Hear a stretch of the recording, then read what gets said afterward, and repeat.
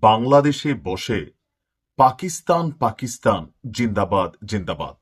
আমার কাছে খুবই আশ্চর্য লাগে, এটা কেন জানি না, যে বাংলাদেশের আলেম সম্প্রদায় বা ইসলামিক রাজনৈতিক গোষ্ঠীগুলোর মধ্যে একটা জিনিস ফিল পাওয়া যায় যে পাকিস্তানকে তারা কোথাও না কোথাও তাদের থাকে না যে এক মায়ের দুই ভাই, একজন ছাড়াছাড়ি হয়ে গেছে, অনেক দূরে আছে, অথবা সেই বাবা সুলভ যে একসময় পিতা ছিল, পিতার সাথে এখন যোগাযোগ করার সুযোগ ছিল না, পরিস্থিতি একটু বদলানোর পরেই আব্বা বা ভাইদেরকে তারা স্মরণ করছে।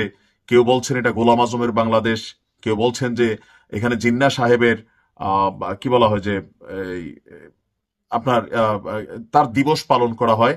আর দিন শেষে এবার প্রকাশ্যে পাকিস্তান পাকিস্তান জিন্দাবাদ জিন্দাবাদ। আসলে ঘটনা কি? পাকিস্তান কি বাংলাদেশে কোনো রাজনৈতিক শাখা খুলেছে? কারণ পাকিস্তানের মধ্যে অনেকগুলো দল আছে, সন্ত্রাসী গোষ্ঠীও আছে, রাজনৈতিক গোষ্ঠীও আছে, যারা বিশ্বজুড়ে বিভিন্ন ধরনের অ্যাক্টিভিটিস দেয়। তো এই অ্যাক্টিভিটি যখন বাংলাদেশে হচ্ছে, এখন এটা আসলে